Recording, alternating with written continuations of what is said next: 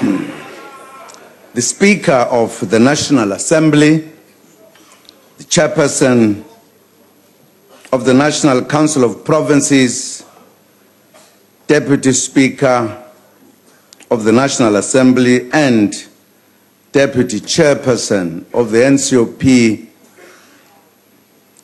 Deputy President Cyril Ramaphosa, former President Thabo Mbeki, Chief Justice Mogoeng, and all esteemed members of the judiciary,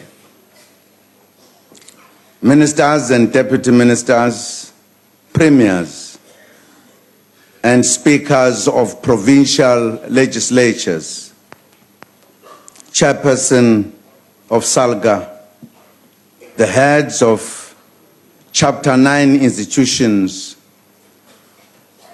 chairperson of the National House of Traditional Leaders, the president of the Muslim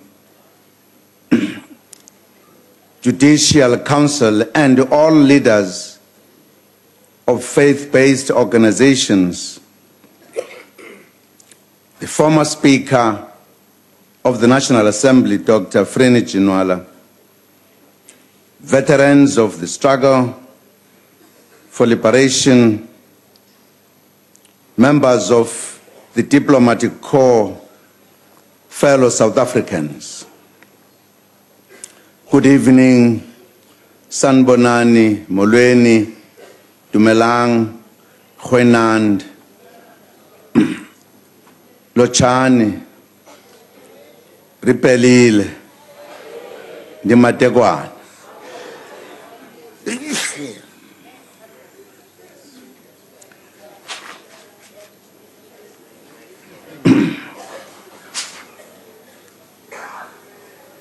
Beg your pardon, Speaker. Ngiyabona ukuthi into ejikijele lapha nami ngifika manje.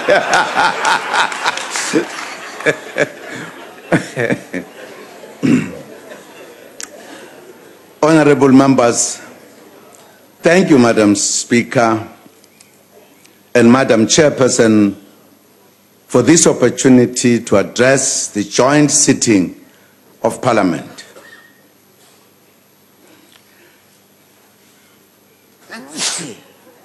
Bakhona nabakhwehlelayo la.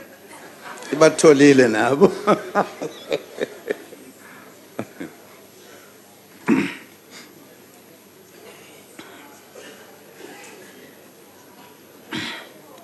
Honorable members, an illustrious son of our country, President Oliver Reginald Tambo, would have turned 100 years old this year had he lived.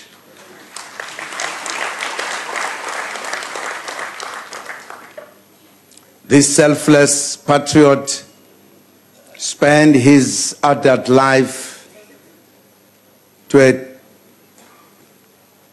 tireless pursuit of the liberation of our country and his people. He left a lasting legacy for all South Africans, and not only for his organization, the ANC. In his honor, we have declared the year 2017 the year of OR Reginald Tambo.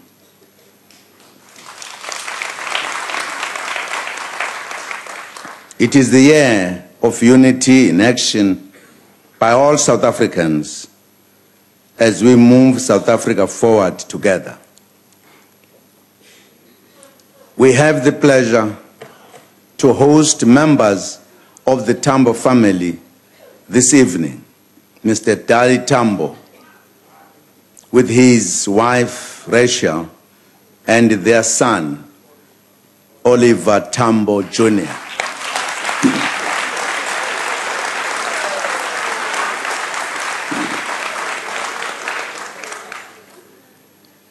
We also fondly remember Mama Africa, Miriam Makeba, who made history when she addressed the United Nations in 1963, appealing for action against the apartheid regime. We extend a warm welcome to her granddaughter, Zenzile Makeba Lee, and great-grandson, Lindelani.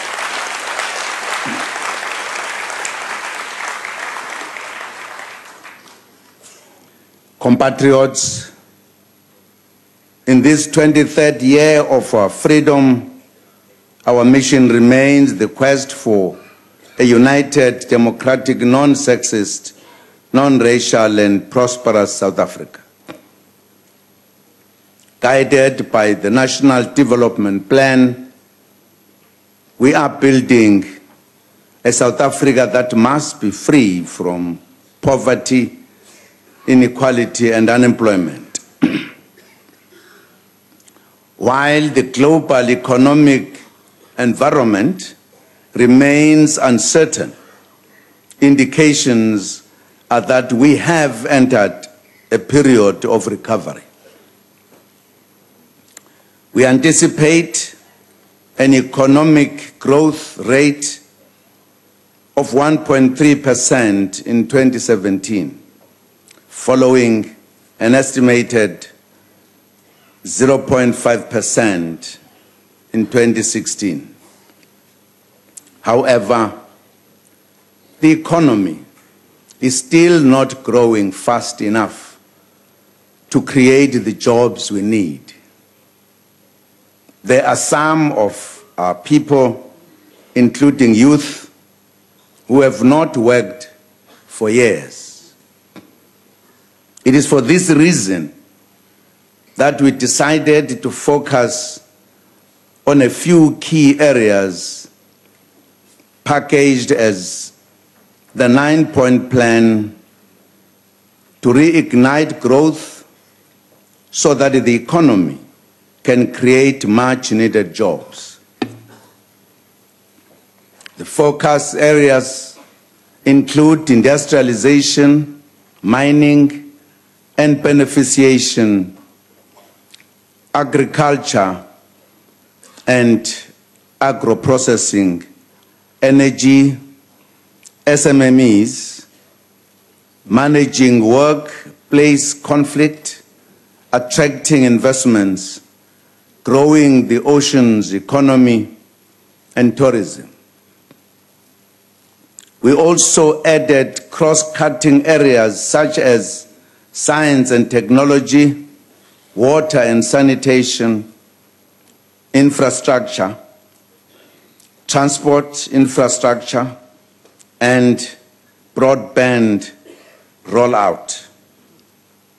I would like to provide a report back on the work done in some of these areas in the past year. The interaction that we started last year between government, business, and labor, known as the CEO initiative, has been most fruitful, has been most helpful. We were able to address some domestic challenges together. We successfully avoided credit ratings downgrades, which would have had significant impact on our economy. Our labor market environment is also showing signs of stability due to cooperation by social partners. The manner in which parties conducted and carried themselves during the wage negotiations in the platinum sector in particular must be applauded. Unity in action was also demonstrated against this week with the conclusion of the agreement on the national minimum wage and on measures to stabilize labor relations. This follows a call I made in the State of the Nation address on the 14th June 2014. We congratulate the Deputy President and the team at NEDLAC for this milestone and wish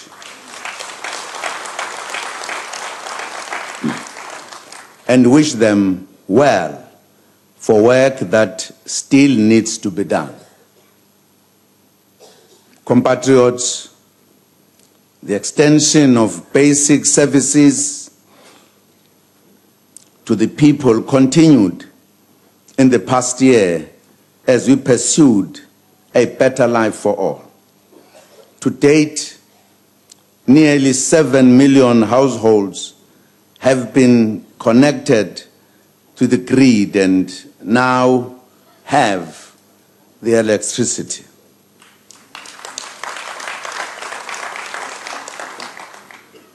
The successful execution of the ESCOM's build and maintenance programs helped ensure stability and an end to load shedding. Work is continuing to ensure energy security. Renewable energy forms an important part of our energy mix, which also includes electricity generation from gas, nuclear, solar, wind, hydro, and coal. Government is committed to the overall Independent Power Producers Program, and we are expanding the program to other sources of energy, including coal and gas, in addition to renewable energy. ESCOM will sign the outstanding power purchase agreements for renewable energy in line with the procured rounds. Government is working hard to ensure reliable bulk water supply in the various areas of the country to support economic growth whilst increasing access to vulnerable and rural municipalities. In an effort to curb the water losses, which in some municipalities far exceeds the national average, which is currently at 37%, about 10,000 unemployed youth are being trained as plumbers, artisans, and water agents. More will be recruited this year to reach the total of 15,000.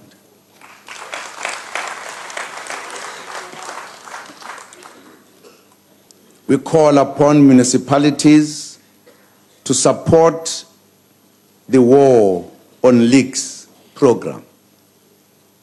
We continue to build modern schools, replacing mud structures and other inappropriate buildings through the Accelerated Schools Infrastructure Delivery Initiative, ACID.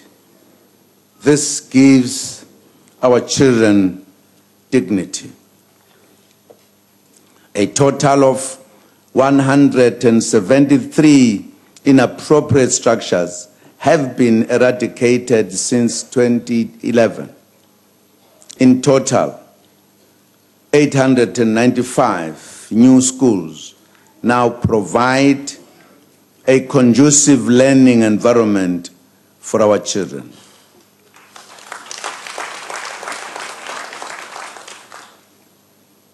On investment promotion, government has established Invest SA, an investment one-stop shop nationally, and will open provincial centers in KwaZulu-Natal, Gauteng, and the Western Cape.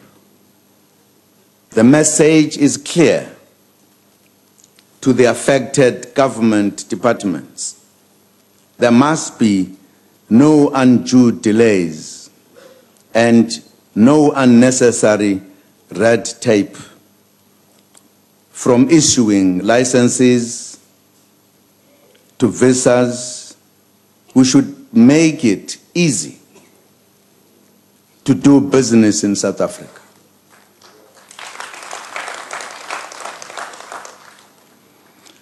Compatriots, President O.R. Tambo was a maths and science teacher. Government will thus prioritize maths and science more than ever before this year in his memory. We are encouraged by recent international test results.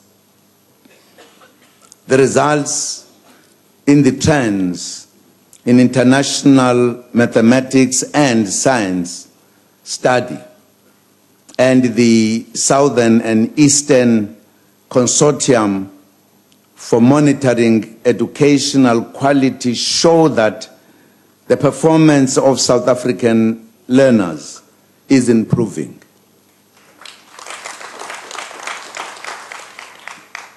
Amongst the participating countries, South Africa has shown the largest improvement of 87 points in mathematics and 90 points in science. This is very encouraging, as we don't want our children to be left behind. Our investment in science and technology is yielding results. Since South Africa, supported by its 8 African partners, won the bid to host the Square Kilometre Array telescope, significant progress has been made in building this mega science project and reaping its benefit. Together with its precursor, the Meerkat telescope, the SKA project continues to make important contributions to socio-economic development in South Africa. Working closely with the industry, the Department of Science and Technology is implementing a technology localization strategy. This has ensured that the 2 billion rand Meerkat telescope is constructed within 75% local content.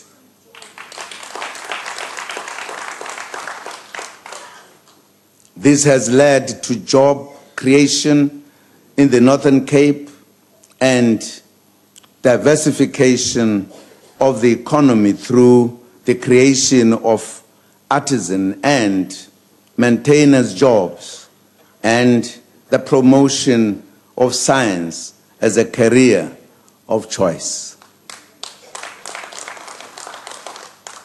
On road infrastructure, Sandral has started with the planning phase of the 4.5 billion rand project to upgrade the current Moloto Road. Saka umgwaqo kanye nololiwe kumloto road ukuze kuphephe izimpilo zabantu ngoba izingozi sezithathe imiphefumulo eminingi kuleya ndawo. During 2016, South Africa also signed a cooperation agreement with the People's Republic of China to build the Moloto Rail Development Corridor. In 2014, we launched the Operation Pakisa Big Fast Results methodology in the ocean economy, health, education, and the mining sectors.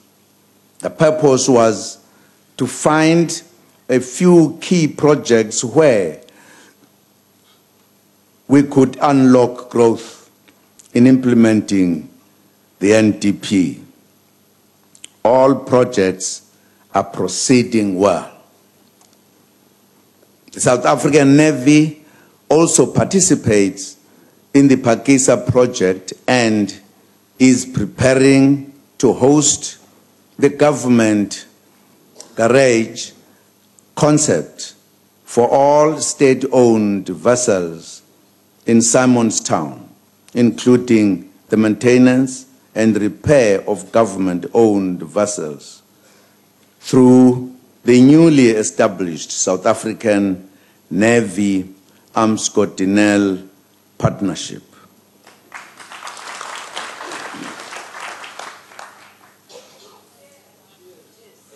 Yes.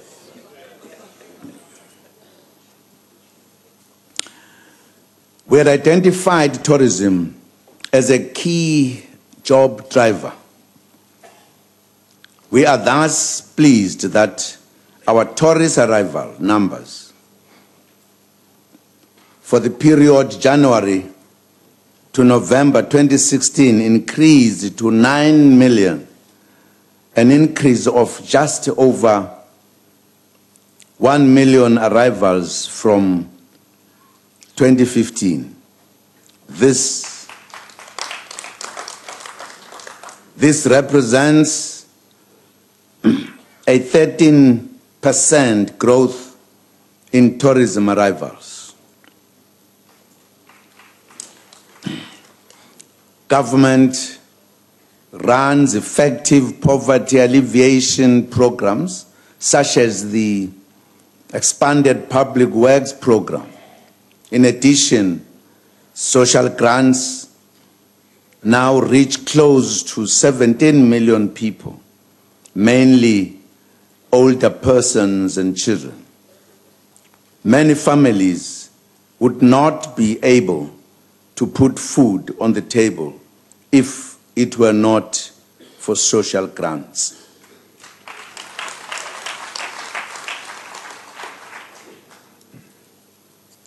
The expanded public works program has since 2014 created more than 2 million work opportunities towards the attainment of the target of 6 million work opportunities by the end of March 2019. Of the work opportunities created, more than 1 million have been taken up by the youth.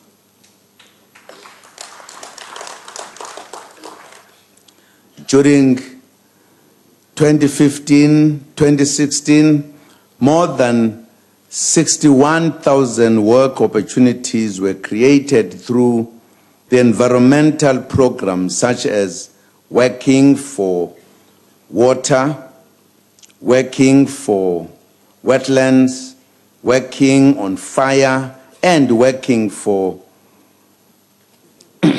ecosystems. More than 60% of the beneficiaries were young people. Government, working with society, is fighting social ills that are tearing communities apart, such as drugs and substance abuse. From Soshanguve to Rosettenville or Kwamashu to the Cape Flats, communities are in difficulty because of the drugs. Other than law enforcement, the provision of treatment and prevention services is also critical.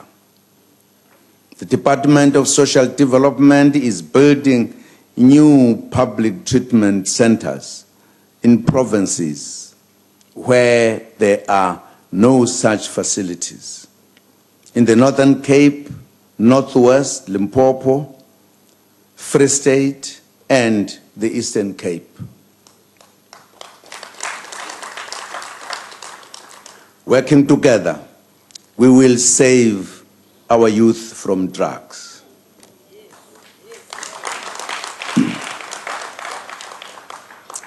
On health matters, the National Health Insurance is our flagship project that is aimed at moving South Africa towards universal health coverage.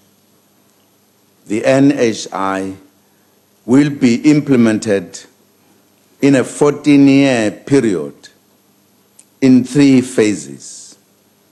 We are in the midst of the first phase, which is the preparatory phase, which started in 2012. Compatriots, we are deeply distressed by the death of so many psychiatric patients in Gauteng.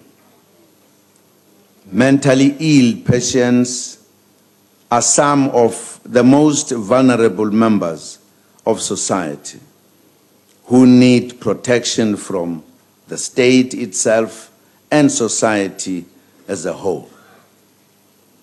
I've instructed the Minister of Health to ensure that the health ombudsman's recommendations are wholly and speedily implemented without any reservations.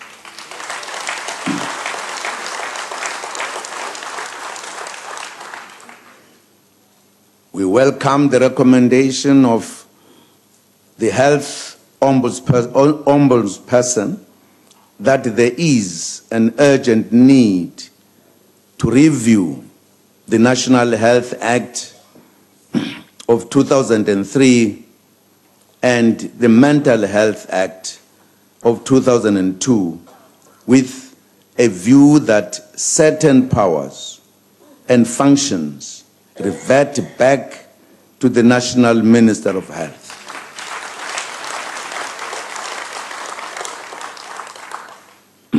Once more, we extend our heartfelt condolences to all families and relatives of the deceased.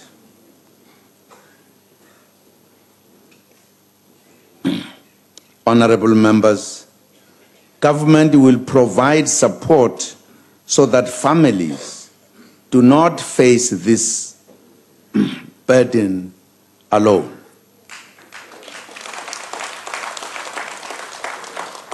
The Premier of Gauteng and the Minister of Health have already provided this assurance.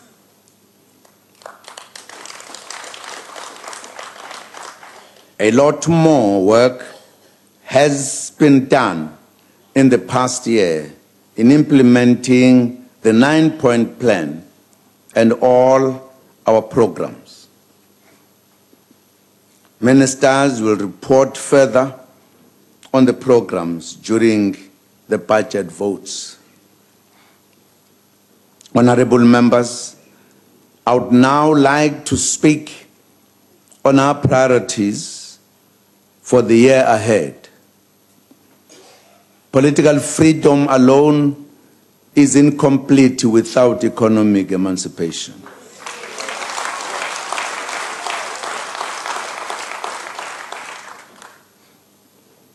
Oliver Tambo spoke clearly about this mission at the SACP anniversary meeting in London in 1981. He said, and I quote, "The objective of our struggle in South Africa, as set out in the Freedom Charter, encompasses economic emancipation. It is inconceivable for liberation to have meaning without a return of the wealth of the country to the people as a whole."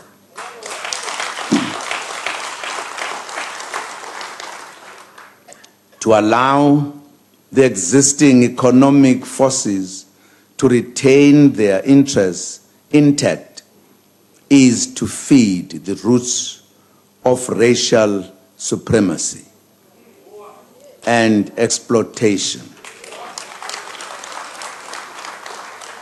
And it does not represent even the shadow of liberation. It is, therefore, a fundamental feature of our strategy that victory must embrace more than formal political democracy, and our drive towards national emancipation must include economic emancipation, unquote.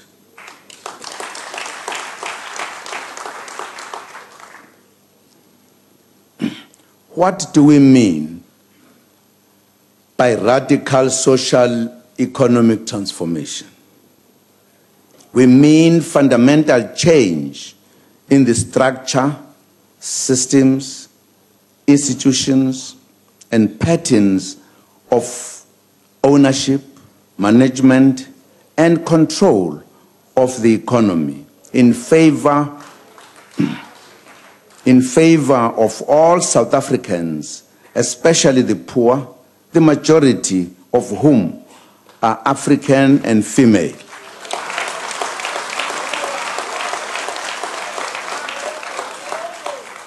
As defined by the governing party, which makes policy for the democratic government.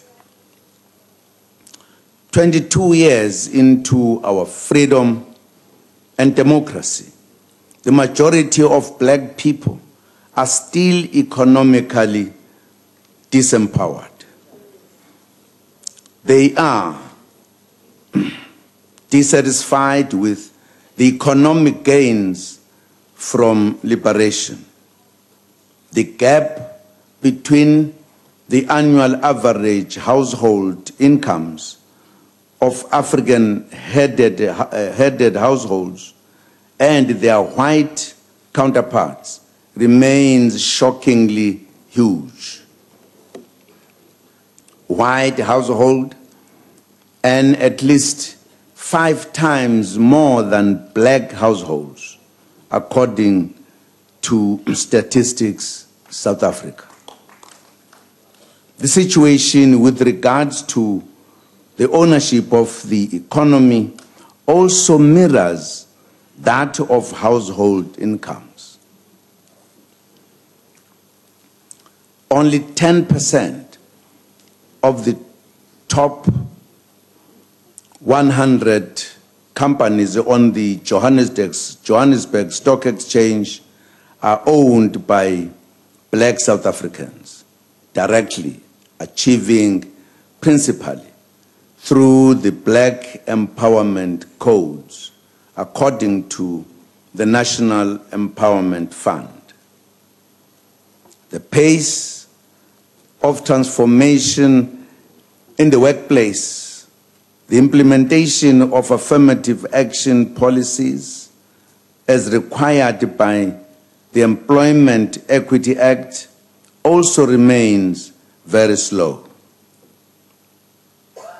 In terms of the 2015 to 16 information submitted to the Employment Equity Commission, the representation of whites at top management level amounted to 72%, whilst African representation was at 10%.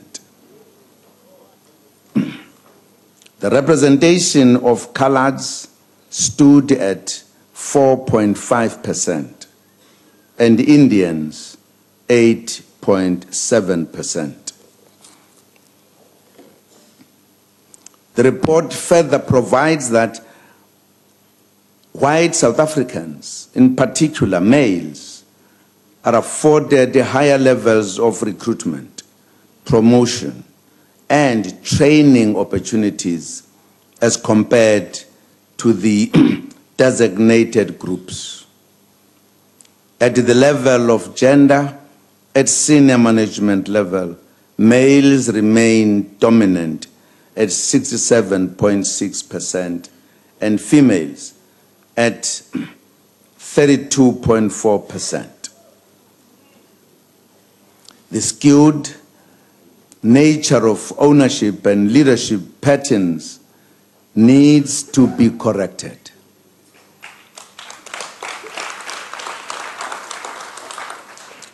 There can be no sustainability in any economy if the majority is excluded in this manner.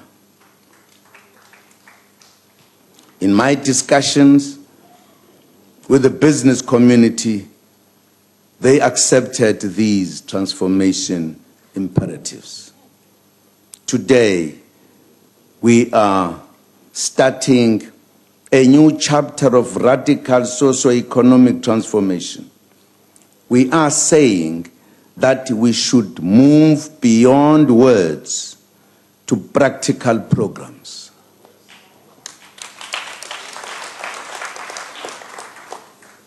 The state will play a role in the economy to drive that transformation.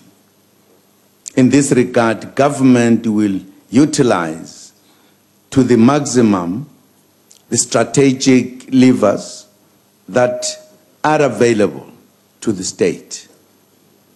This includes legislation, regulations, licensing, budget, and procurement, as well as broad-based black economic empowerment charters to influence the behavior of the private sector and drive transformation. The state spends 500 billion rand a year buying goods and services. Added to this is the 900 billion rand infrastructure budget. Those budgets must be used to achieve economic transformation.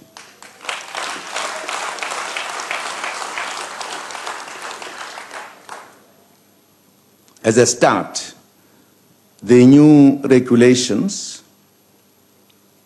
making it compulsory for big constructors to subcontract 30% of business to black-owned enterprises have been finalized and were gazetted on the 20th of January.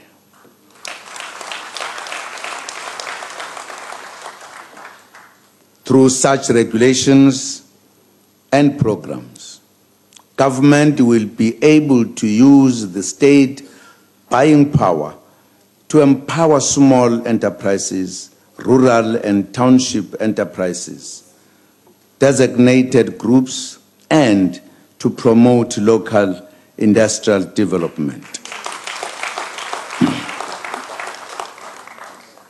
Two key challenges namely economic concentration, where a small grouping controls most of the market.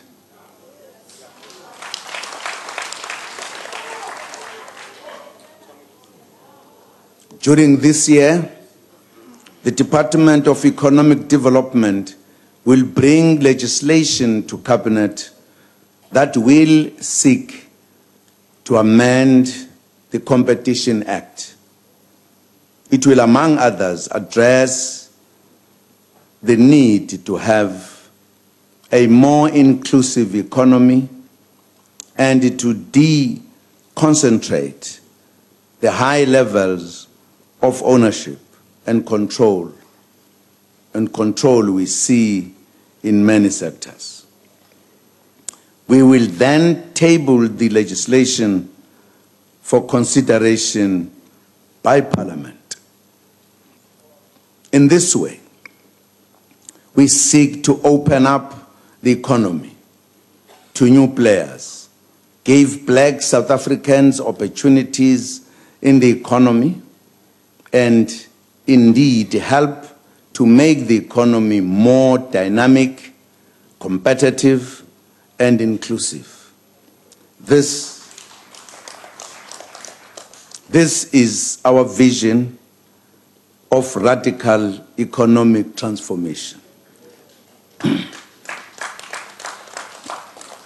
Compatriots, government is actively involved in the property sector, having provided more than 4 million houses since 1994.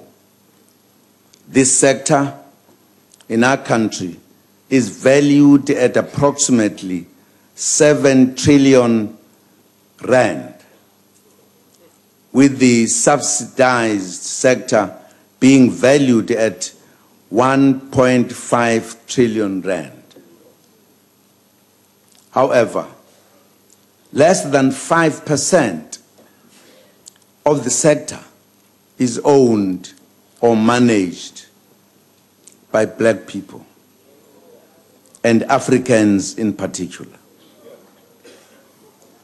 A draft property practitioners bill will be published by the Department of Human Settlements for public comment, with the purpose of establishing a more inclusive, representative sector towards radical economic transformation.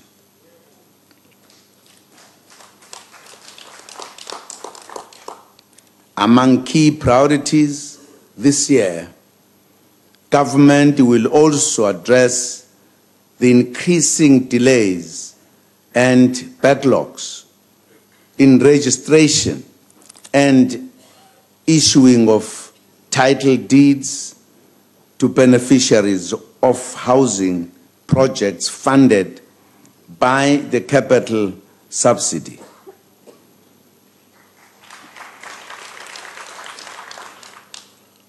Compatriots, we reiterate that radical economic transformation should mean moving beyond share ownership schemes only. We would like to see Black people involved directly in business owning factories.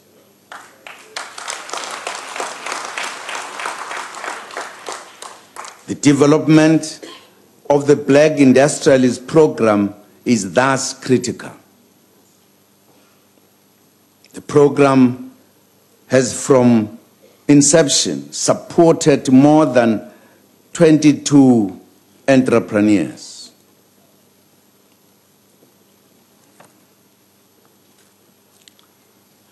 Government has further opportunities in the property maintenance projects of the Department of Public Works. The department will invest approximately 100 million rand this year on critical capital and maintenance programs to modernize harbors. They will also continue generating revenue from letting state-owned harbors and coastline projects which will benefit black-owned SMMEs. Government will also continue to pursue policies that seek to broaden the participation of black people and SMMEs, including those owned by women and the youth in the information and communication technologies sector. We assure the youth that the lowering of the cost of data is uppermost in our policies and plans.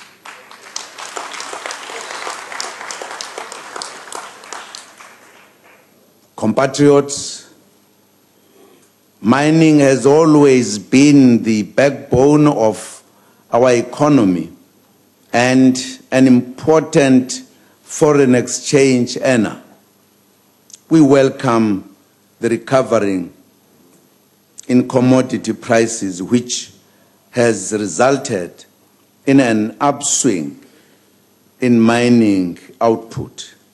This augurs well for the industry. The mining charter is currently being reviewed. The charter seeks to recognize the internationally accepted right of the state to exercise sovereignty over all the mineral and petroleum resources within the Republic.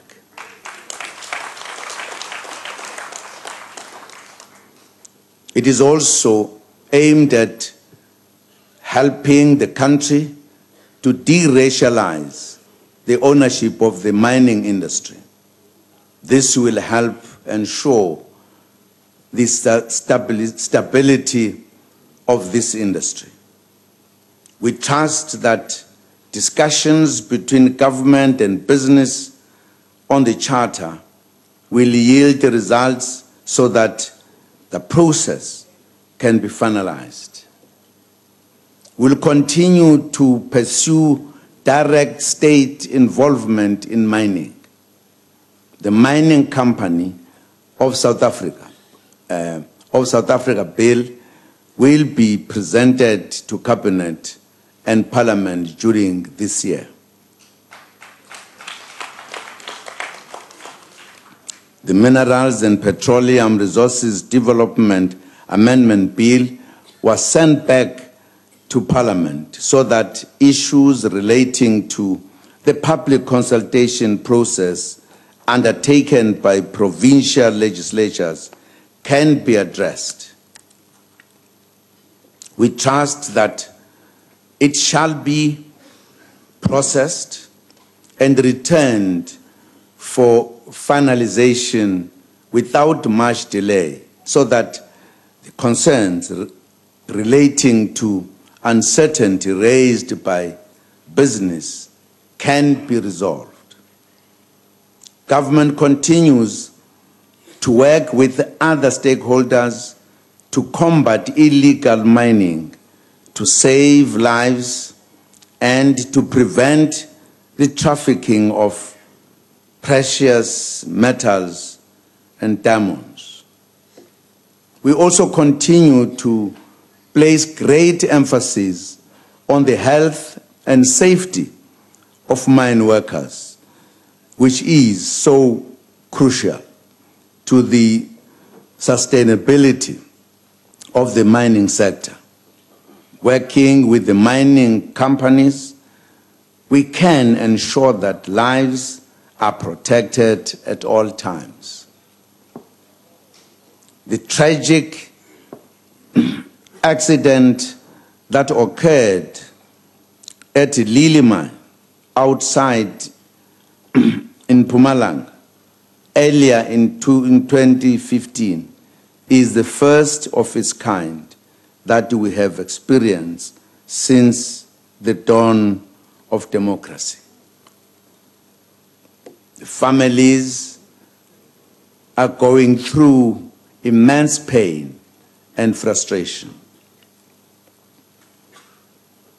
Honorable members, it will be difficult, if not impossible, to achieve true reconciliation until the land question is resolved.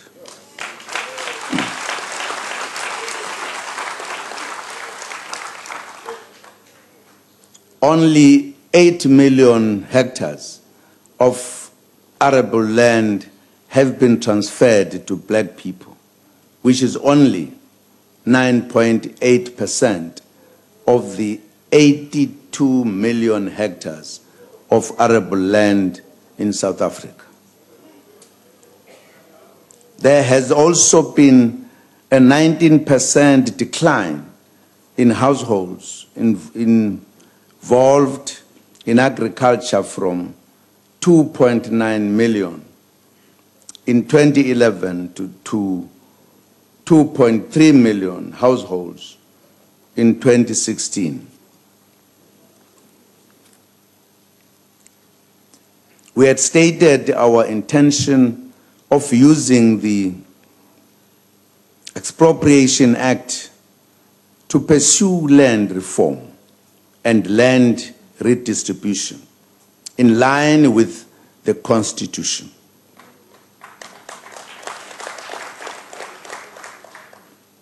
I have now decided to refer the bill back to Parliament for reconsideration on the basis that the bill might not pass constitutional muster. This is due to inadequate public participation during its processing. We trust that Parliament will be able to move with speed in meeting the requirements so that the law can be finalized to effect transformation. The reopening of land claims is also still on hold because the Restitution of Land Rights Amendment Act 2014 was declared invalid by the Constitutional Court. The Constitutional Court found that the public consultation process facilitated by the National Council of Provinces and some provincial legislatures did not meet the standards set in the Constitution. Going forward, government will continue to implement other programs such as the strengthening of Relatives' Right Program, also known as the 50-50 program. In this program, the farm workers join together into a legal entity, and together with the farm owner and the new company is established that the workers and the owner become joint owners.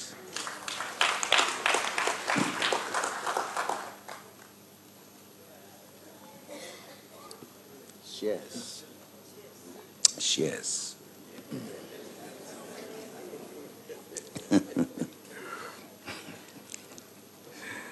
To date, 13 proposals have already been approved, benefiting 921 farm dweller households at a value of 631 million rand. We applaud farmers and farm workers for this innovation.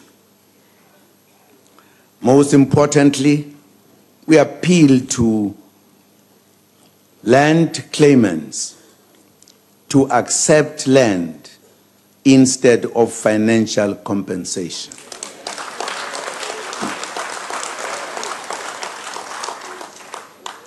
This is very important.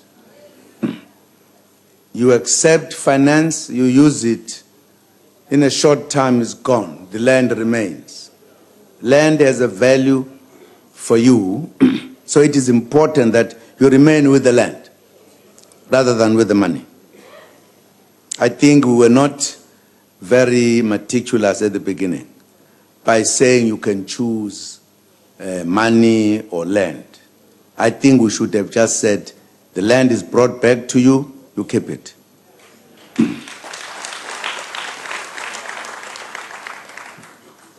Over 90% of claims are currently settled through financial compensation, which does not help the process at all. It perpetuates dispossession. It also undermines economic empowerment. Government has committed itself to support black smallholder farmers. I received a memorandum from the African Farmers Association of South Africa, who say the year 2017 must be the year of the commercialization of the black smallholder farmers. Indeed, government will implement a commercialization support program for 450 black smallholder farmers. We encourage more women to consider farming.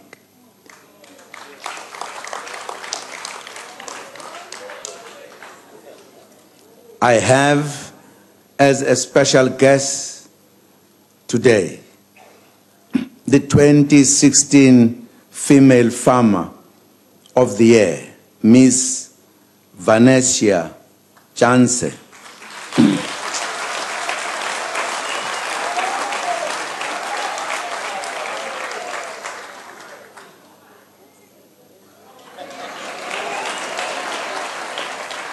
From Kaukama municipality in the Eastern Cape. She is dealing with the markets in a number of countries abroad from her farm.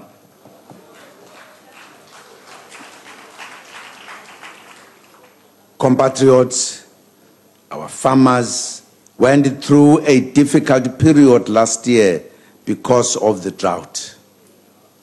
To date, an estimated amount of 2.5 billion rand was made available for the provision of livestock feed, water, infrastructure, drilling equipment, equipping, and refurbishment of boreholes, auction sales, and other interventions.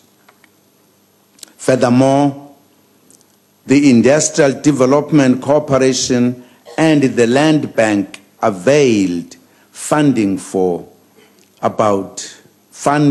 of about 500 million rand to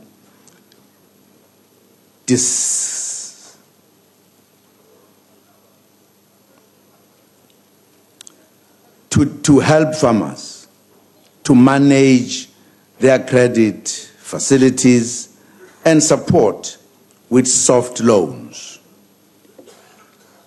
Compatriots, President O.R. Tambo was a champion of women's rights. We will continue to mainstream the empowerment of women in all government programs.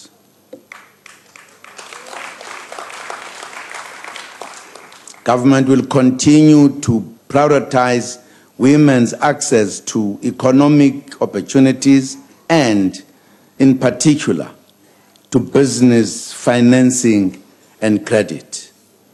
This is the freedom that heroines of the struggle, such as the late Dora Tamana of Gugulethu here in Cape Town fought for. I am pleased to have her son, Mongezi Tamana, as a guest today.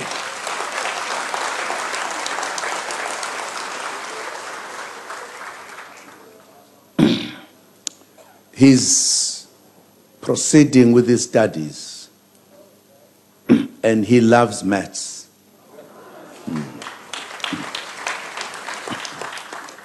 Basic Minister Ampeke, compatriots, in December 2015, university students voiced their concerns about the cost of higher education. They correctly pointed out that accumulated debt and fast rising fees were making it harder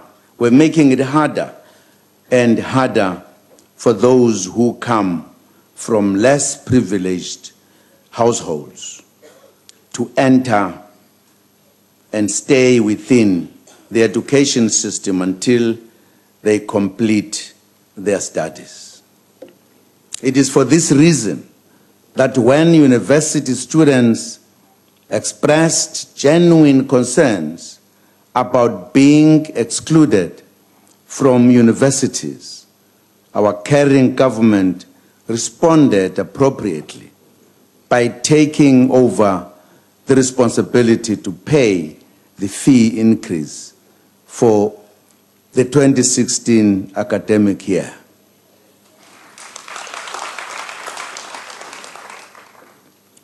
Government also settled all debt owed by NSFAS students and extended the coverage to larger numbers of students than ever before.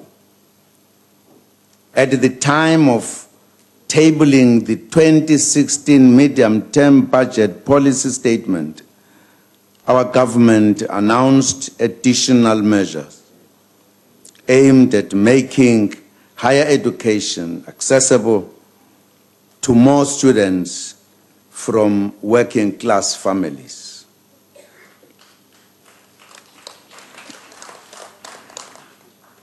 Government has provided funds to ensure that no student whose combined family income is up to 600,000 rand per annum will face fee increases at universities and TVET colleges for 2017.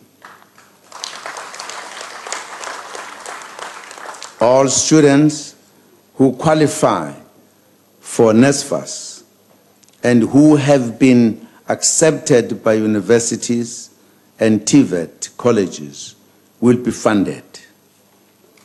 The university debt of NSFAS qualifying students for 2013, 2014, and 2015 academic years has been addressed. In total, government has reprioritized 32 billion rand within government baselines to support higher education. We are ensuring that our deserving students can study without fearing that past debts will prevent them from finishing their studies.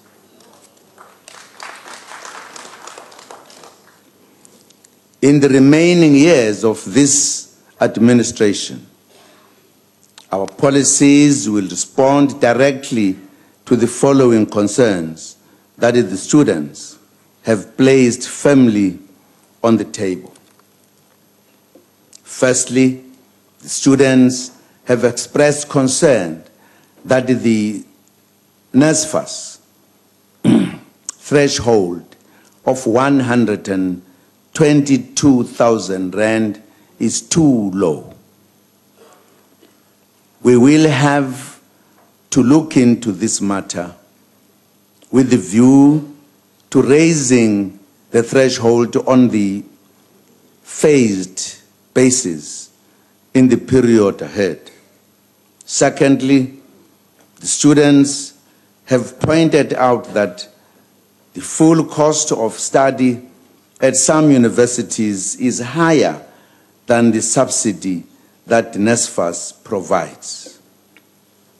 As a result, NSFAS students who study at some universities that charge higher fees end up accumulating debt. Our government-initiated processes are already looking at this issue too.